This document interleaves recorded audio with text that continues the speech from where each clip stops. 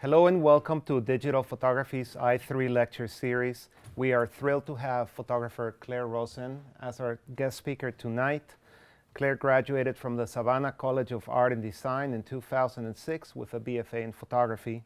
Her work has been recognized by Communication Arts Photography Annual, the International Photography Awards, Graphis Photo Annual, Prix de la Photographie, the Sony World Awards and W Magazine, as well as being included in the Forbes 30 Brightest Under 30 list in 2012 and 2013 for art and design.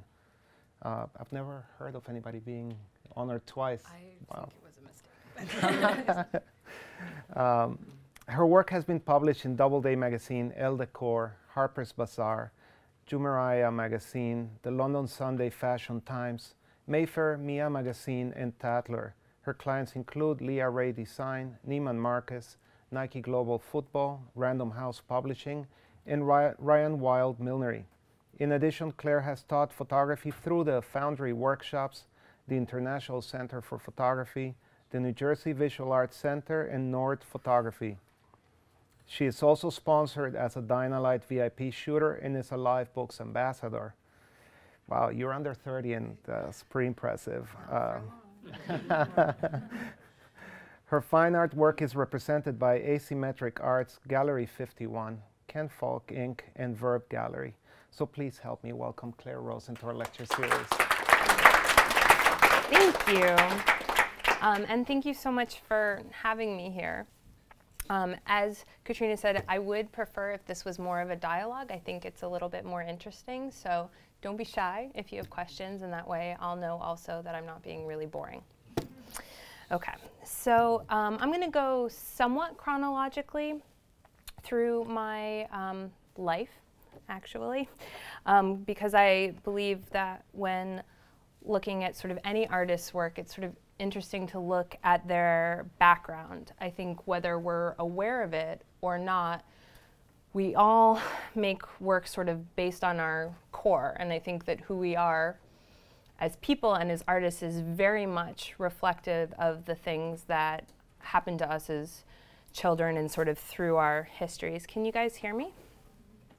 Is that okay? Okay, so this is me at 10, little ham, but I really think that my childhood sort of set the stage for the type of work that I make now. I grew up in New Jersey with 4 younger sisters in a crazy Victorian house, and dress up was sort of a big thing. And my parents really went out of their way to instill this sense of magic and whimsy in my childhood. I have very vivid memories of sort of fairy tales and kind of wonderful children's illustrations and sort of more obscure children's books. So this is what I was, surrounded by when I was little, and I think it really left an imprint on me. Going to the Met to see the paintings, and I still every year go to the Big Apple Circus. I'm like the oldest person without children there, but I love it. And the Museum of Natural History and the zoo. I love when they're well kept. But I think my mother really instilled in me a strong aesthetic sense and a real curiosity for history and nature and sort of the bizarre and unusual.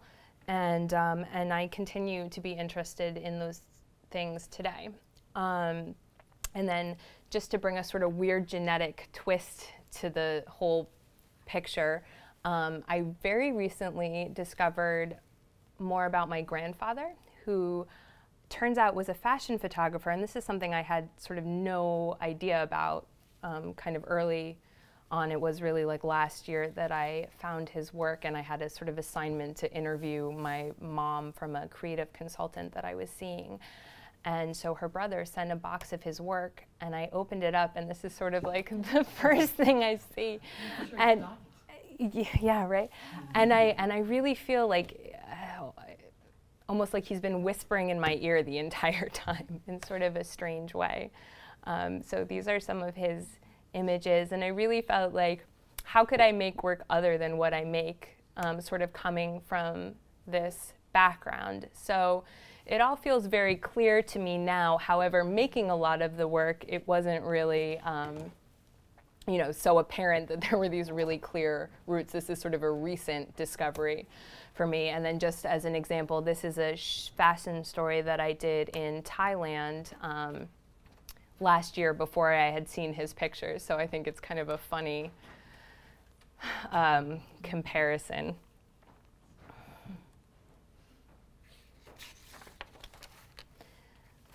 So I think a lot of the times when I'm making my work, I don't necessarily know why I'm making it. It just becomes clearer upon sort of reflection and distance from it. And these tigers were so cute. So early on in my very first photography classes, I really was never somebody that wanted to go out and kind of shoot the world around me. So even though they were terrible, I was always sort of setting things up, and I was grabbing my sisters and their friends and, you know, putting them in fabric in my backyard and putting animal. And there's my mother. Hello. Sorry. Welcome. Anybody else? So through my time at Simon's Rock College of Art and then the Savannah College of Art and Design, I was, you know, working collaboratively with other students. One friend in particular, Lisa, I did most of my projects with, and she was very influential on my style. But I didn't think that there was sort of a connection to any of this until much later in my career, looking back, and I really started to see that these threads were very strong throughout, you know, kind of my entire time as a photographer. So upon graduating, I moved to Maine to work for Joyce Tennyson and also the Maine Media Workshops. And this was really sort of a great transitional place to be after graduating, because, you know, you're in the very creative community surrounded by really sort of inspiring people and then also your peers. So it's not like getting dumped out of school immediately all on your own.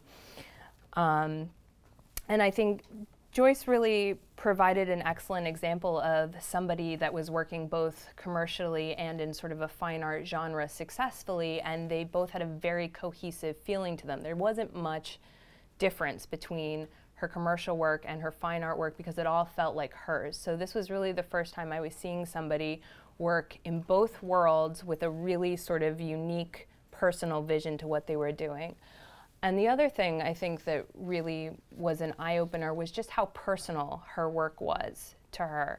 And sort of this gave me the kind of permission to really make things that were sort of about myself. So this is the first project that I did while I was in Maine. In all of my free time, I made this body of self-portraits. And initially, they just started for me. I didn't actually even intend to show them to anybody, but I really enjoyed making them. You know, it was a chance to like get in a big stupid dress and run around the woods by myself. So in my trunk at all times, I had, you know, a box of dresses and some props and my Dynalite kit and a camera, a remote, and a tripod, so that I was always prepared if something inspired me. I could always make a picture because I had sort of all of these ingredients with me. And I definitely took advantage of any chance I got to travel or be on family vacation to sort of make this work. And I think, you know, being a recent graduate, at that time I felt a number of anxieties just about being a person at that time, which maybe some of you that are close to graduation may relate to, but sort of feeling overwhelmed and isolated and sort of unsure of what my place in the world was or what I was going to do with my life. And these pictures really gave me the opportunity sort of therapeutically to work through that in a kind of symbolic, non-literal way. So I think I chose the visual symbolism of fairy tales because, and myths also, because they are really visually sort of fantastical and rich, but deep in their symbolism is sort of the journey that we all take as people, and I think that they're about making choices and they're about becoming a sort of full-rounded adult, and all of the stories are sort of metaphors for that journey. So I felt like it was a really appropriate kind of format to, to sort of address the things that I was thinking about and how I was feeling. So I'm not always looking to sort of literally recreate specific references from fairy tales. Like, I'm not trying to set something up that's a specific moment in a story, but I'm more looking towards the emotional headspace of them and the sort of psychological space that they invoke. And I really prefer that the viewer almost create their own story from them, because while they're personal to me, and like, this is a horrible day that I was having, so I sort of have like the backstory of what was going on and how overwhelmed I felt and how completely defeated and I felt like that.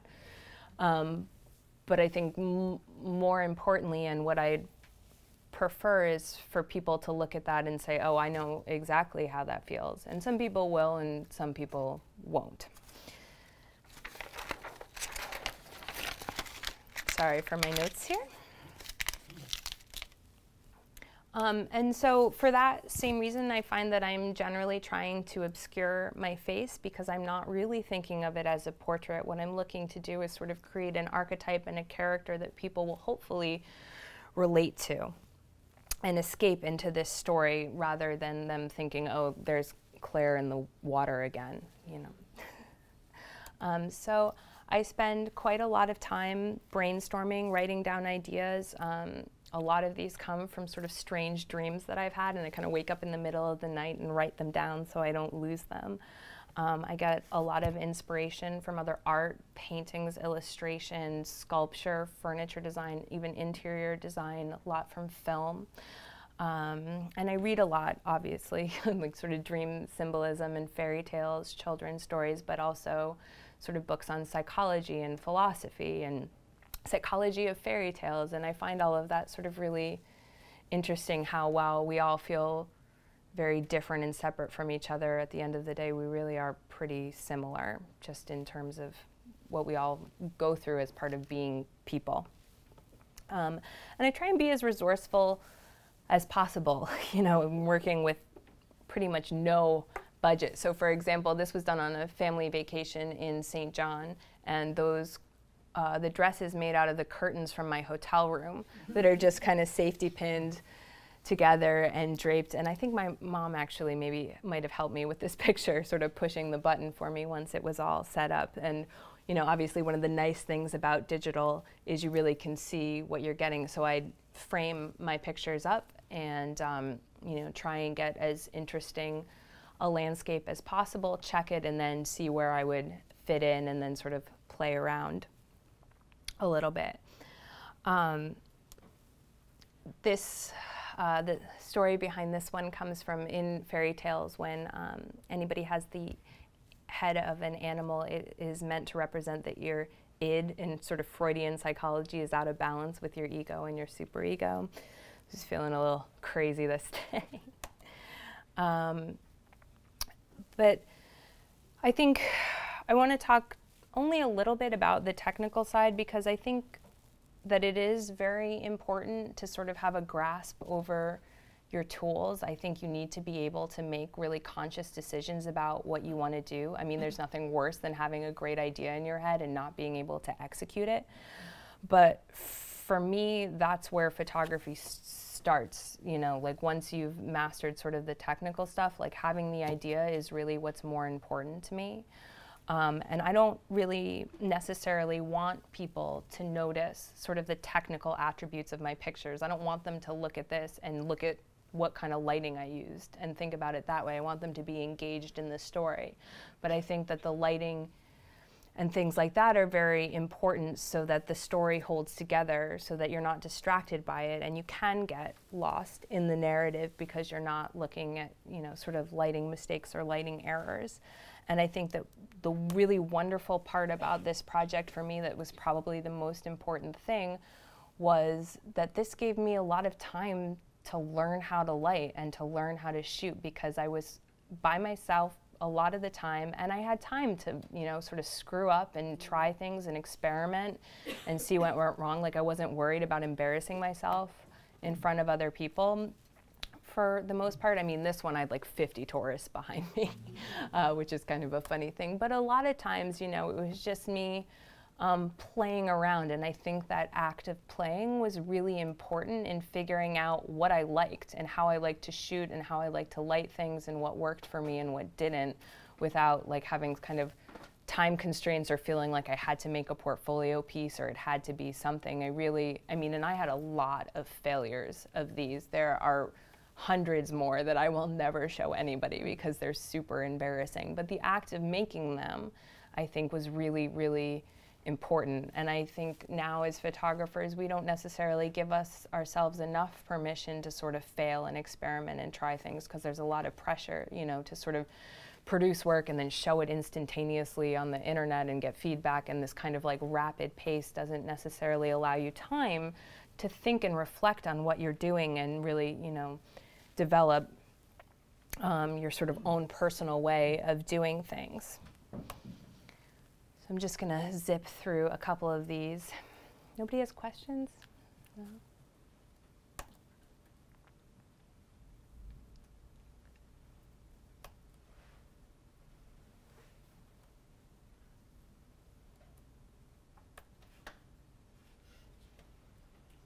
So this was done. The one on the door? Yeah. So either you shrunk yourself. Yes. I'm magic. Or that's a very big door. Photoshop is my friend. No, it was a moderately sized large door, which actually gave me the inspiration to do it. And then I found that I actually liked the picture better in post-production when I made it bigger. So the retouching component of my work, like, I wouldn't say I'm a really retouching type of photographer, but for me it's more about the image. So whatever I have to do to get it, whether it involves a lot of post-production or a little bit of post-production, I'm sort of comfortable with either way. I prefer to build things as I can, but you know, there are limitations in what you can do. So my goal is, you know, to get the sort of image out. Well, what's nice about the work is the ones that are like the straight photos stand up, and then there's ones like the one of you in the lake. Mm-hmm. That water is so still. That I'm very good at staying still. Yeah. You know, Yeah. so, but they still fit, and they still have that magical quality. So it's not. Thank you. Not like sore. Yeah, I mean, I like the same with the lighting. Like, I don't really want my retouching to be a visible thing either. I don't want it to be about the digital side. I don't want it to be about how I did it. I want it to be about the story. This was done on a bet from my students in a Norwegian retouching workshop, because they asked why I hadn't done any Norwegian fairy tales. And I was like, well, if you tell me one, I'll do one tomorrow. And they tell me one about a polar bear. And I'm like, where am I going to get a frickin' polar bear at 9 o'clock at night? And then through the amazing network of Norwegians, somebody had a polar bear rug in the place that they were staying. So a very funny mental image of like this little student getting out of a taxi cab carrying this enormous carpet. It's very funny. So I made these for about 3 years. Anytime I traveled, anytime I went anywhere, anytime I was bored, any spare second I got, I was basically working on this project, and not really having sort of an end goal for it. And, you know, sort of funny things happened where I was in Tuscany with Joyce and I got a sort of knock on my door. There's a frog in my shower. Would you like me to hold on to it for you until you can set up and get ready? And these things kind of like almost as if magically were sort of placed in my way. So I'm a strong believer of if you sort of put out what you're doing, things do come back to you. So after about 2 years, I would say 2009, I moved back to New York. And I started to show this body of work in sort of smaller galleries, and I got some nice press for it. And I began to get contacted for commercial jobs that looked like my work, which was really great, because also at the same time I started getting really sick of shooting these. I found that I was sort of making the same picture over and over again, and it felt very redundant. And I felt like I didn't have to say the same things that I had been saying. So they changed a little bit, and they sort of started to look like this, where they were sort of less about kind of passive isolation and more about this kind of quest journey that I sort of found myself on. So I took a little bit of a break from them, and then I'm just going to jump ahead to show you, while I'm not doing them as much now, whenever I do feel stuck, I do sort of go back to it. And it's interesting to me how they changed now since I've done sort of more commercial work, and kind of technically they've advanced in terms of like the Photoshop that I'm doing and the lighting that I'm doing. But the thread of it, I think, is sort of interesting how it just kind of continues. And that I've also started using other people in them. So I don't quite know what this is. This is, you know, just sort of stuff that I'm doing for myself, but I think the evolution of it will maybe become clearer the more that I do them. So let's get into commissions and collaborations. So this is a series that I did for a bespoke chandelier designer based in the UK. She's a really incredibly talented artist. She makes light fixtures, but I think that they really sort of straddle the line between kind of fine art and function. And she wanted images that sort of did the same thing, that weren't sort of straight product shots or your sort of traditional advertising, but something that would create a narrative out of these sort of fantastical products that she made. So her name is Alex Randall, and I went to Devon in 2009 and did maybe 5 or 6 shoots with her, and we've since shot 2 or 3 times. But what this did for me was it allowed me to sort of formalize my brainstorming process, because now I had to share it and communicate it with another person. So sort of all of the sort of abstract thinking that I was doing before now became more concrete. I would do a lot of research, and I made mind maps that were sort of free association thoughts, and I'd make mood boards that had reference images for the sort of style of things that we were going to do, so that we could have a conversation about what we were going to make. And I really enjoyed working collaboratively. So this actually got me really excited about the prospects of working commercially, because I think, you know, if you're working in a kind of artist bubble, working commercially can feel very daunting. You can feel like, oh, my vision's going to be stifled, or I'm going to have to do things I don't want to do. And this was really not the case for me, sort of starting out. And we basically thought of her chandeliers almost as characters, and sort of created these stories around them. So basically she'd give me a list of her chandeliers, and then she'd give me a list of locations she had access to, and we'd sort of mix them, match them to come up with these kind of bizarre stories. For example, this is based on the Last Supper, because the chandeliers are made out of, I always forget what it's called, the thing in a church with the incense that they swing. Anybody? Anyway, and then, sorry, and then it literally is their Last Supper, because the farmer weeded for us to shoot before sending them to market, which is sort of a sad thing. But adds another layer to this. Documentary layer. Sort of.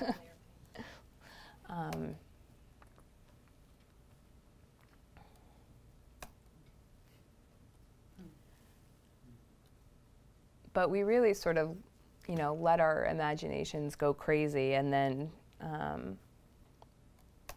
I had to sort of figure out how technically I was going to do this, because to have lights show up was a sort of complicated thing that I hadn't done that much of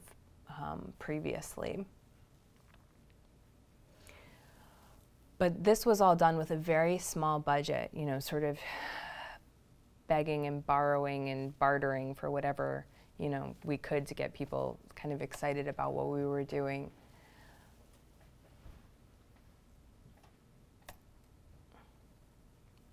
This was done in Bodmin Jail, which is the 5th most haunted place in England. And it was very frightening to be there at night. But this is a funny example of, you know, this space was beautiful. We had got there during the day. I set up all my lights. I set up everything. And then it took 4 hours for them to rig the lights, this pigeon chandelier off of scaffolding, off a top window there. I mean, just much longer than we anticipated. So that by the time it was finished, the lights that I had set up looked horrible because it was dark. Right, so I have this, like, it looks beautiful in there, and no matter what I do, no matter where I'm sort of turning my lights, it's looking awful. Like, the shadows are everywhere, and I'm like, this is nowhere near giving me the sort of ambience of this space. And then I had a camera sort of misfire, and this came up on the screen because my lights didn't go off, and I was like, oh. Oh, I like this.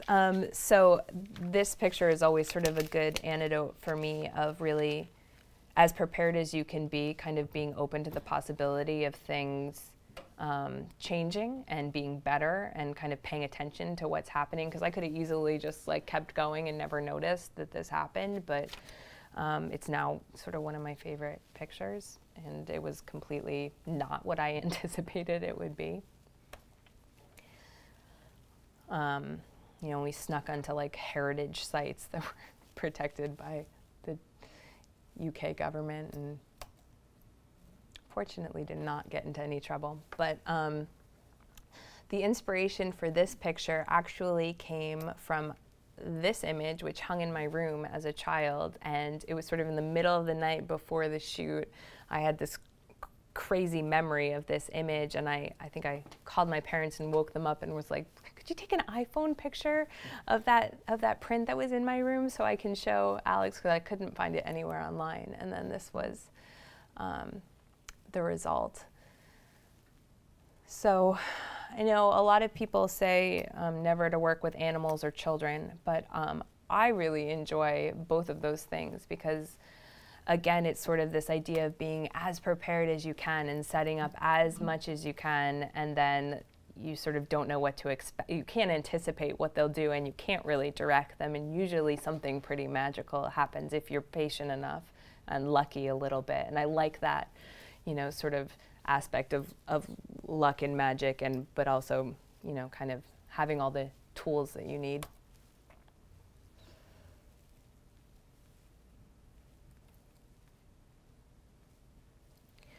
This was shot in an elevator shaft in San Francisco. I had a very brave student jump under there for me, which I really was very grateful for, because I feel like it made the whole picture. Had he not been down there, it would have been horrible. And then this series was done for a hat designer in Brooklyn, and it's based off of, do any of you know Edward Gorey, the illustrator? Yeah, wonderful. So we took this book as the sort of inspiration, and I'll just show you. So here's my version, and we did not the whole, did you okay? Just, oh, okay. So we did almost the whole, Mom. Jeez. Of course. So here's the illustration, and then here's mine. So this was a really interesting way to work. This book is great. A kid dies for every letter of the alphabet, and the whole thing rhymes, pretty much. But it was really interesting to sort of work from a sketch, and then it was almost like this scavenger hunt to find things that were exactly like the picture, and then how to translate these drawings into something that existed with like a very little budget. Just keep in mind, all of these are done like low budget style. So Claire, when you say low budget, I mean, it depends on the photographer. What does low budget really mean? This whole thing was maybe $300. Yeah, Okay, it's low low. budget. It's People low. spend more than that on a bottle of wine. Yeah. Yeah. I mean, when I'm telling you, I beg people to help me. And, you know, I do a lot of trading, like a lot of bartering. So I have a lot of friends that are photographers, and they say, like, I would love if you would help me, and I'll help you, you know, for an equal amount of time on another shoot. I mean, I'm sure you guys are used to this at school, kind of trading off to get help. But, you know, there was a girl that was interested in, she worked at a vintage store, and she wanted to have some of her stuff shot. So I said, if you style this, you know, I'll shoot your little catalog for you. So kind of things like that that can really keep budgets low, but you're sort of not taking advantage of anybody, I think is really nice when it's a sort of win-win situation for everybody.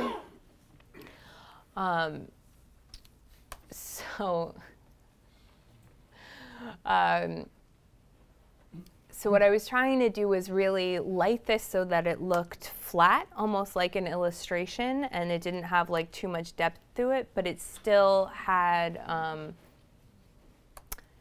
but it's so that it still had this kind of creepy mood to it. Like I wanted to create ambience and like this kind of dark mood, but also still have it look a little bit like a drawing.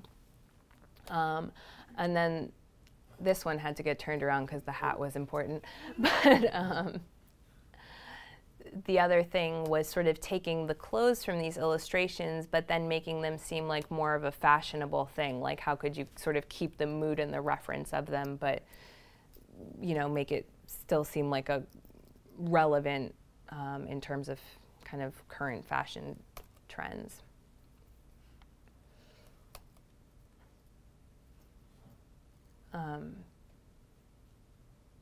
But I love him. I want to do some more of his books. They really are pretty wonderful. This was disgusting.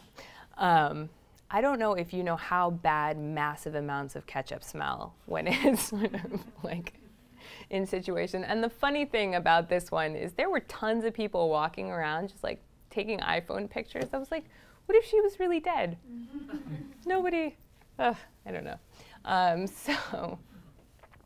But the axe is just hung off a fishing wire off of a pole that's sort of higher up and taken out of frame, and she's just covered in like 3 bottles of Costco ketchup. Not even Heinz ketchup. Not even Heinz. It was, I'm telling you, ghetto shoot. Like, it was budget. Couldn't even get the good brand of ketchup. Oh, and this girl, I chased her down in the grocery store at Whole Foods to see if she would do it, which was pretty funny.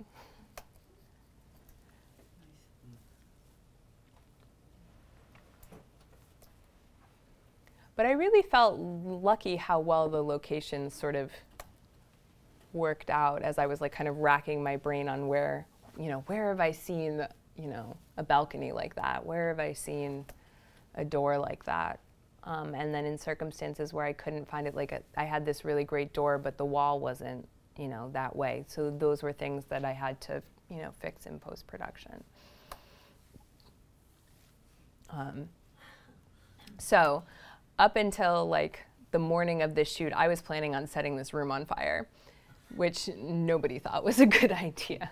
But fortunately, somebody had a really good idea to put, it's a Dynalite head under some like orange crepe paper, and then I run a vacuum hose from my fog machine out, so we didn't actually have to use any flame, and it looks pretty good. I mean, I was pretty pleased that I didn't have to, you know, burn my parents' house down to get this one.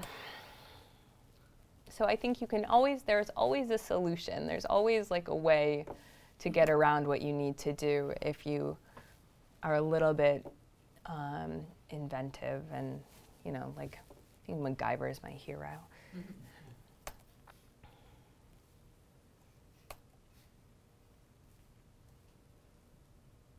How long did it take you to shoot the whole outfit? 3 days.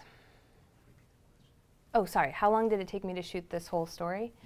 Yeah. It took me three days we did this in, so it was really like zippy and stressful, but very fun.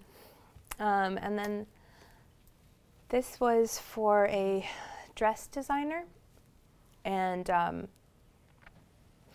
I put this one in here just as an example of, this was just a sort of simple lookbook shoot that I did before it had any of the heads on it. And it was kind of boring. I mean, it was pretty, I didn't really like it that much. And then 2 months later, I had this dream about girls walking around the grocery store with bird heads. And at the same time, I was working on this taxidermy project, which is probably why I had the dream, but this taxidermy project where I was shooting a lot of sort of taxidermy birds. And I thought of this shoot and I thought, I wonder if I digitally composite these on, if that will actually work. And so this is a shoot that I'd like totally dismissed as, you know, kind of being a whatever shoot, and like came back to it months later, and now it's one of my more favorite ones because I think it's more interesting certainly than it was. So things don't always, you know, I find a lot of times I sort of forget about things and then I'll revisit them later because I have a new solution for them that sort of is on the post end, which completely changes the whole narrative. So I think in terms of like the sort of conceptual constructed thing, it doesn't just stop after you take the picture. There's a lot of consideration I think that can happen after in post-production, and sort of artistic choices that you can make after that will completely change the context and narrative of what you're doing.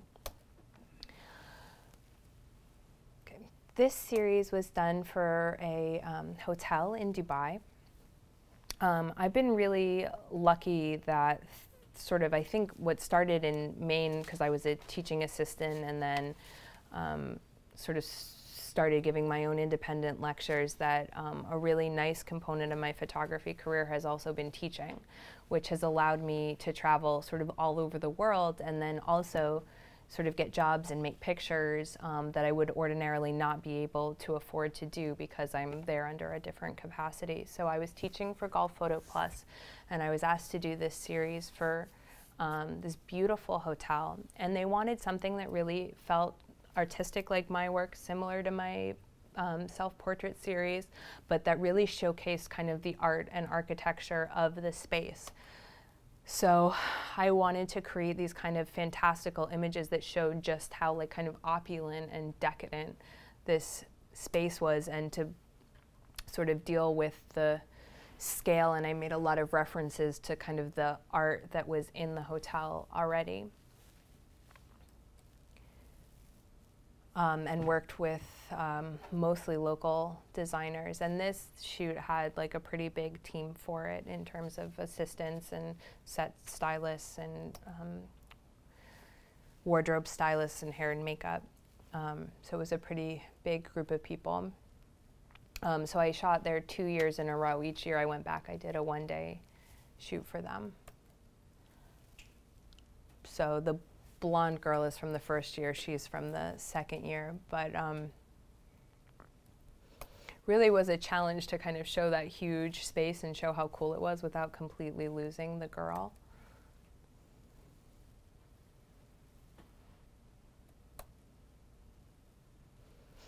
And they had somebody sweep this beach, like by hand, with like a broom. It's really incredible.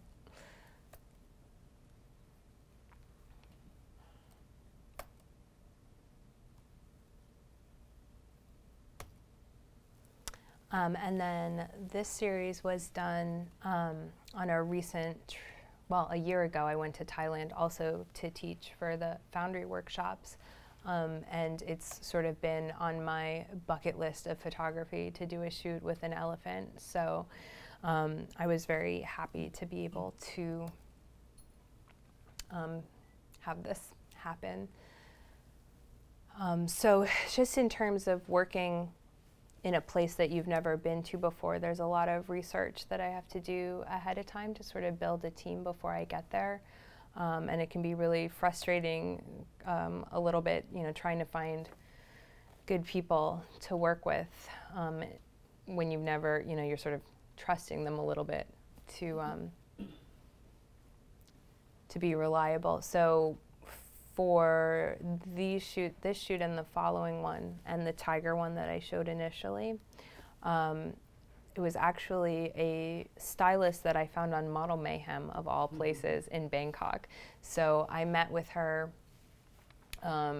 pretty as soon as I got there, and sort of showed her my mood boards and my concepts and told her what I needed from her. And you know, I got sort of a sense that she would be a good person to work with. And then she suggested a hair and makeup person and a modeling agency to work with. And we got new faces, like girls to test, that would come and do it, that were luckily in the area. And then I approached all of the animal places were, they're sort of tourist sites where you can pay to go play with the animals. And that was a little bit tricky initially because over the phone they kept saying no and they didn't understand what I wanted to do. So I found that I had to sort of go in person with my portfolio on my iPad and with my mood board and really sort of negotiate with them to figure out, you know, what their concerns were and what they were nervous about. Obviously, like the girl getting eaten by a tiger or a, you know, crocodile. I mean, we only did 2 setups of this because she was like, I'm really scared. And I was like, yeah, me too. Let's get out of here. Let's go back to the tigers. Left ear. Oh, wait. Let's start with this. So, yeah. It seems as if you've been to a lot of places. How much was language, the language barrier? How much, what am I trying to say? Yeah. Was it a big issue? Not, I usually have access to translators, and actually whenever I travel anywhere and I'm trying to do a shoot where English is not the first language, I usually have somebody that speaks the language that can translate for me, which is hugely, hugely helpful. So I haven't been in a situation where it's been a problem, but I generally have had somebody that acted kind of like as a fixer for me. And I was going to talk about that a little bit later when I go to show you some new work from my most recent trip. So if you can just hold on to that question, I will talk about it then. Thank you.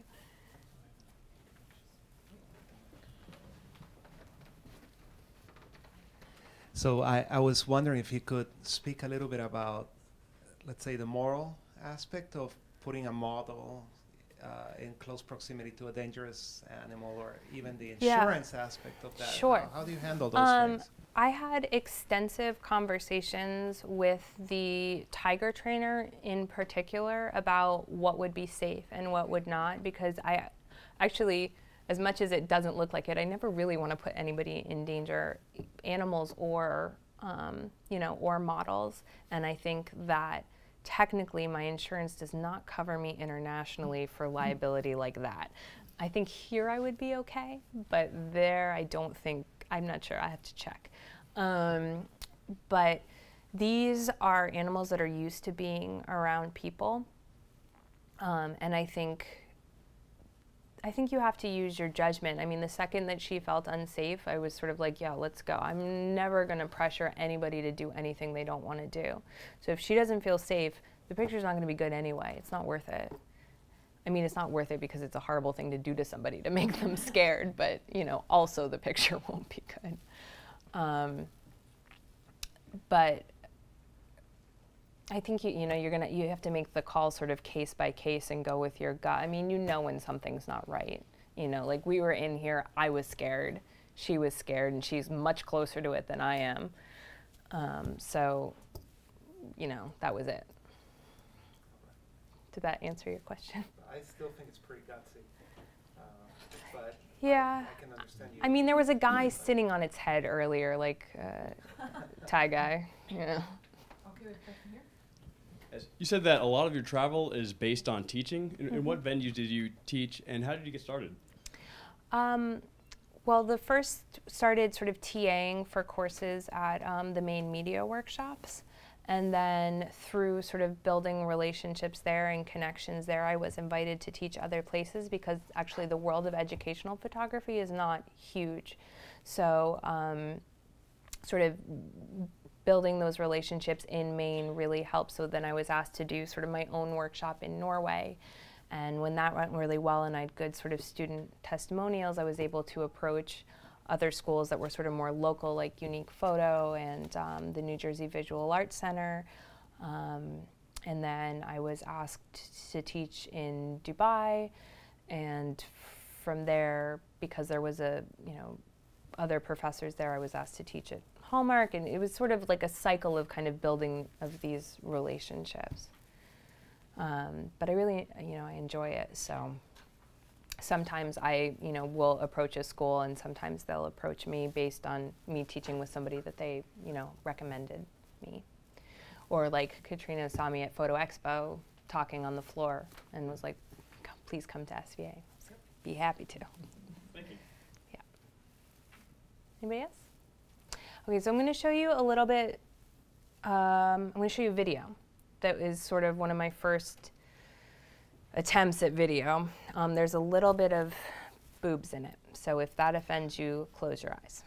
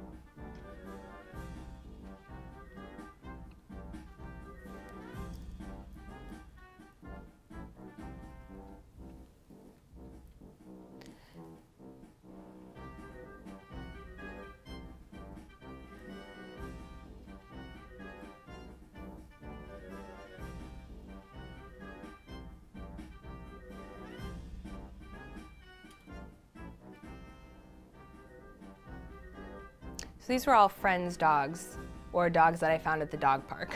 So they weren't really trained, which in retrospect did make things more complicated.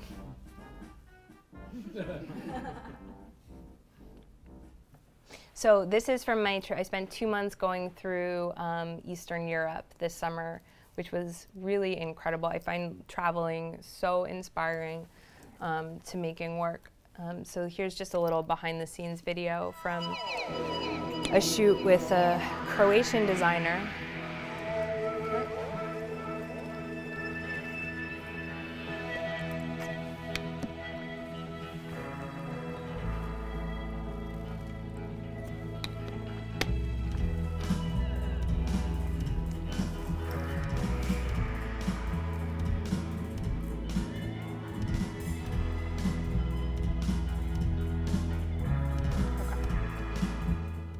So while I was in Sarajevo teaching, one of the students that was acting as a fixer for the workshops, Aiden, and he was helping me organize another shoot in Sarajevo, and he said, I have this friend that's an avant-garde designer in Croatia. You would really love her stuff.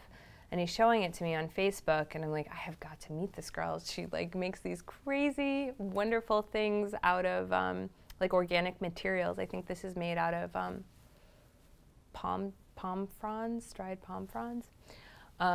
So we were able to sort of connect via Facebook and orchestrate this kind of spur of the moment, spontaneous shoot where I was like, I'll drive to Croatia, no problem. And then sort of connecting with friends of friends to sort of facilitate the production of it, to get hair and makeup, to find a model, to borrow lights, and to get an assistant. So I don't quite know how to talk about these yet because it's sort of very close to when I've done them. I find I do need a little bit of distance before I can actually articulate anything about this work. But I was pretty pleased with how they came out. I just think she's so talented, and to have the opportunity to shoot in that sort of different landscape. I mean, this dress is made out of glass. It's really kind of interesting. And I really do love working with especially young artists, but you know, people that are really doing their thing. I really respect and admire it, and I'm grateful to be able to work with them. And then this was, oh my God. Is the volume over here? Sorry. Sorry, guys. So this is just a behind the scenes in Sarajevo.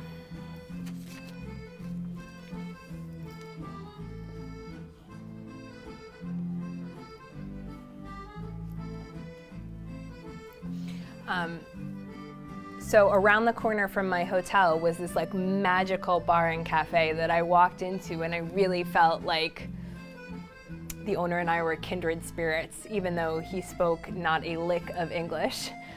So I went with, again, the fixer, and we had a 2-hour conversation that was translated from Bosnian to English back and forth while he gave us this really amazing, very strong cherry brandy that he made himself. And I really believe, because I showed him my work, and there's a still life project that there's a sample book of on the table that I don't think I'm gonna have time to show you. We were sort of able to connect through the pictures in a weird way, where he was saying like, you really understand me in my crazy space, and I would, you know, he like shut the whole thing down for us to shoot for a day, didn't ask for, you know, any compensation, and was like so excited to be able to have his space kind of shown in this way. He's like, people ask me to shoot all the time, and you know, I don't want to let them because they don't get it, and I feel like you get it, which was really nice.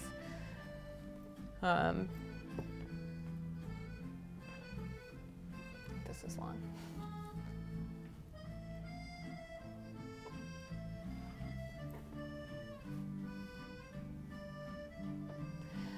So this was done in collaboration with a company called Modicon, which is a collaboration of 20 designers that share a showroom space. So they have 20 different, maybe a couple of them are pairs, but they have a number of different lines. And so this was all sourced from that group. So everything in this is sort of local, which I like, also kind of showing, making something that's relevant to a place. And these are the images.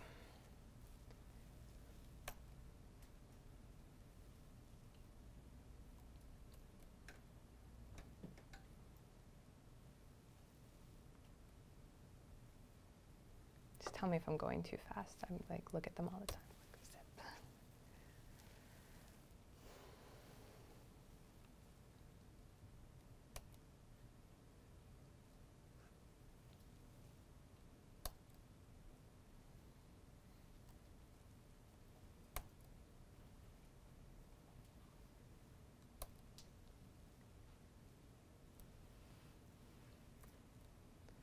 And then just to show you a little bit of my pre-production process, these are like the kind of mood boards and production sheets that I make, that I sort of deliver to the team that I'm working with, so that everybody's on the same page, and also so I'm organized and I don't forget anything, because a lot of times it's like a lot of people to juggle and keep in touch with and follow up with and confirm that they're coming and reconfirm that they're coming. And so it's nice if you can have it kind of in an organized way. And then this was sort of my mood board inspiration, which was taken from Pre-Raphaelite paintings. And then this is what I give to my hair and makeup team as a sort of jumping off point to start the conversation. And they'll say, oh, well, I really like this, but, you know, and I'd like to take this from here and this from here, so we can have an easier conversation, because I find like words sometimes just don't do it. You know, we're visual people, and you say red to one person and it means like 50 different shades. So being able to point really specifically to what you want, I feel like takes so much of the headache out. So then this is the beauty of what actually happened to her. And here are the pictures. So I found this location almost by accident. We were walking around Romania, Bucharest,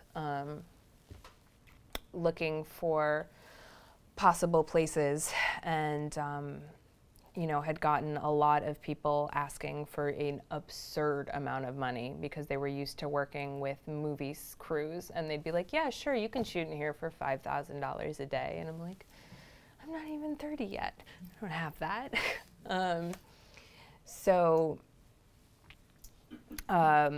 This had like some really great sculptures in the front yard, and it's sort of that architecture that I love. So Ron was with me.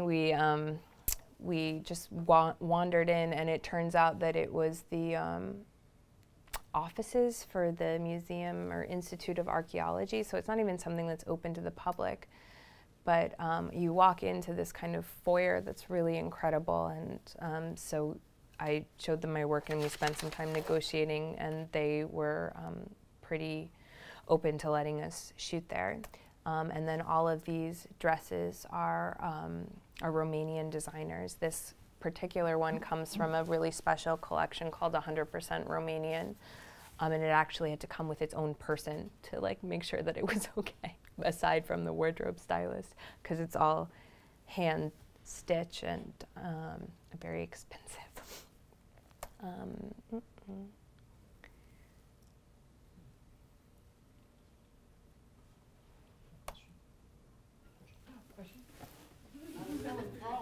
Sorry. You do show so many beautiful gowns and outfits. When you see them, are you picking the outfits first and then placing people in certain areas in the buildings, or do you find the building areas first and then find the outfits that you think correspond nicely with that? It really building? depends. So I had given the idea of that mood board that I showed you. I had given that to a stylist, one of the stylists at Mary Claire Bucharest, and so I had asked her to find me sort of things like that, and I had sort of 3 locations that were possible, you know, that sort of were of this feeling, but they had sort of slight variations, and I was kind of waiting to see what would happen. And then, so I don't see all of the dresses actually until even the morning of. So generally what I do is I walk around my space and kind of do a shot list. Sometimes I write it down, sometimes I do like kind of a mental, but or I'll do snapshots on my phone. I'll be like, okay, sorry, this is 1, this is 2, this is 3. And then with the designer, I'll be like, okay, so in this space, I think this would be really great, or, you know, let's put this with this. You know, I knew that I wanted the white dress to be with one of the white sculpture heads. And that's a bad example, but like I knew that I wanted this yellow dress on the stairs. So we sort of work it out in the morning before we start, and then kind of line all the dresses up in the order that we're going to do them. Thank you. Yeah. Okay, I think that's all we have time for, right? Yeah. Sorry. Yeah. I got a lot more work. No. Thank you guys so much. Does anybody have any questions, other questions? So it was pretty interesting to see what's inspired you over the years. I feel that while this is true for every artist, I feel like your work is particularly grounded in one's explorations of, you know, like your own internal mythological framework or what have you, the fairy tales and what you were saying your mom and dad did for you and whatever when you were younger. But then on the other hand, you have Claire Rosen, the artist, the person who is out in the public eye and is trying to develop a name for herself.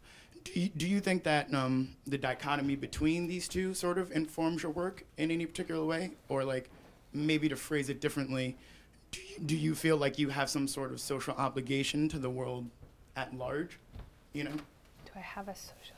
Do I have to repeat that whole question? Like, is there a moral to the Claire Rosen fairy tale, for example? Are you trying to make people feel that same whimsical, you know, magic that you feel when you're trying to work on these things, or? I mean, my hope is that people sort of feel transported in a good way when they look at the work, but I mean, they're certainly not obligated to, and some people won't connect with it. But I think it's more for me, I mean, for me, it's not really about photography or the photographs. It's about the life that it allows me to live. Like, I do this because I get to travel around the world and meet amazing people that I would never get to meet, and sort of experience things in a different way than I would normally. So I feel like for me, it's more about that. It's more about having this lifestyle, and kind of what I put out there, and the marketing is just kind of to support that and fund that so that I can continue to do it. So it's not so much about the pictures for me, it's that I really enjoy making them, and that's what I want my life to be about, is kind of like that exploration for me. I feel like I'm not really answering your question in a great way. No, I just asked it crappily. No, actually, I thought that was very honest, and I think it answered the question. Okay, good.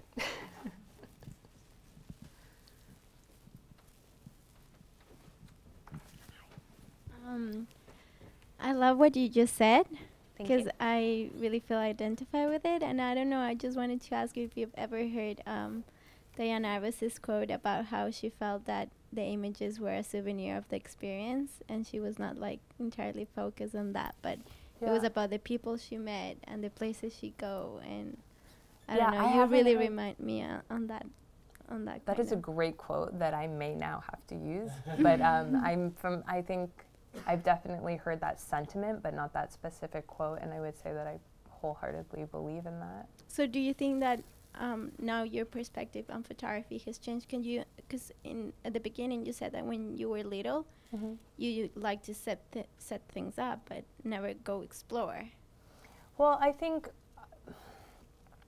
that maybe sounds confusing, but like I don't want to go to Romania and take street pictures. You know, I want to go and do sort of my exploring setup your imagination, shoots. kind of. Yeah, and working with other people and sort of finding these places that are maybe off the beaten track. So I think I'll always do sort of setup images because I like that control, and I want to tell the story, and I'm not so interested in what's around me, but I take that back. I'm very interested in what's around me because I want to see the whole world. I want to see everything. But in terms of documenting it, I don't feel the need to do that so much.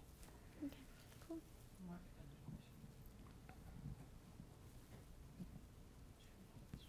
I like how you said that you research a lot of your shots, and you also read into philosophy for your work. How much, if any, influence does Joseph Campbell's Power Myth have? Yeah, it's in my notes. I just didn't say it out loud. Yeah, no, he's a big one. Bruno Bettelheim is another one I read a lot, and I like Plato, but I do, and Hermann Hesse's writings. Those are the main ones. Oh, and the Jungian psychology. I read a bit of that. But Joseph Campbell, I think that's really it, that we're all the same. We have this sort of universal experience as much as we all feel like we're very different.